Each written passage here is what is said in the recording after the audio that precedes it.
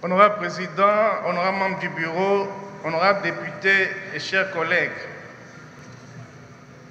je m'en vais d'entrée de jeu remercier et féliciter notre collègue André Loubaya, mon frère, pour la qualité du travail produit.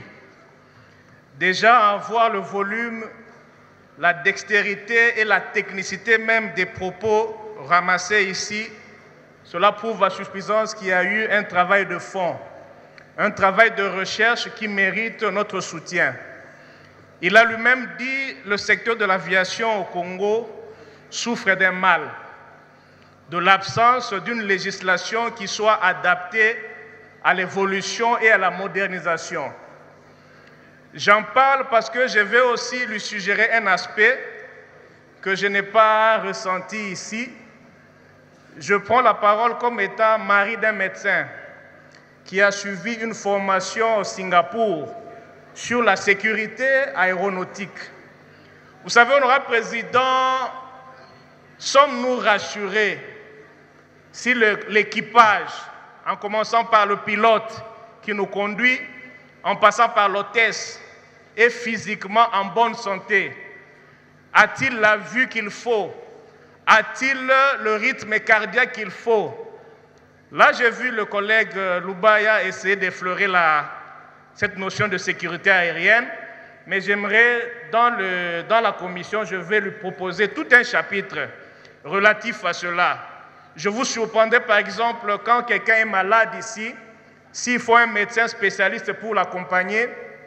En son temps, il n'y avait qu'un seul médecin.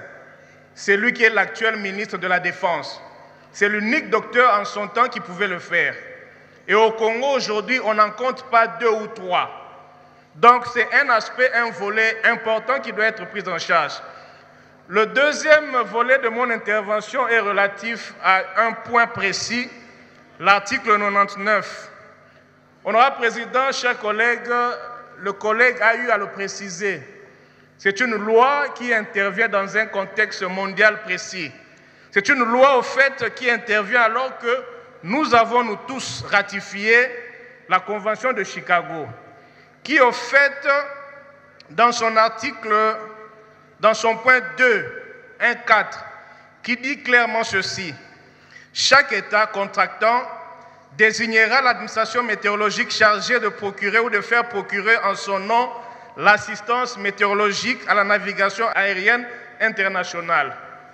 Mais quand je lis le contenu de l'article 99, tel que formulé par le collègue André Loubaya, il dit ceci: les renseignements météorologiques à la navigation aérienne sont fournis par un fournisseur des services météorologiques agréé par l'autorité d'aviation civile. Qu'est-ce qu'il faut comprendre par là?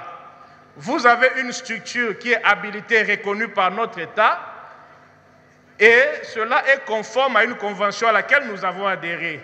Mais là, c'est pratiquement créer une passerelle qui pourrait même déboucher à vider la structure météorologique de tout son contenu. C'est pourquoi je proposais au collègue Loubaya, dans les commissions on va en parler, de respecter la Convention de Chicago, de respecter aussi les ordonnances qui mettent en place l'administration météorologique, qui lui donne une compétence du point de vue attribution. C'est cela les deux petits points sur lesquels j'aimerais intervenir, tout en réaffirmant le soutien, les félicitations, encore une fois adressées au collègue André Koldel Loubaya. Je vous remercie. Nous vous remercions, chers collègues.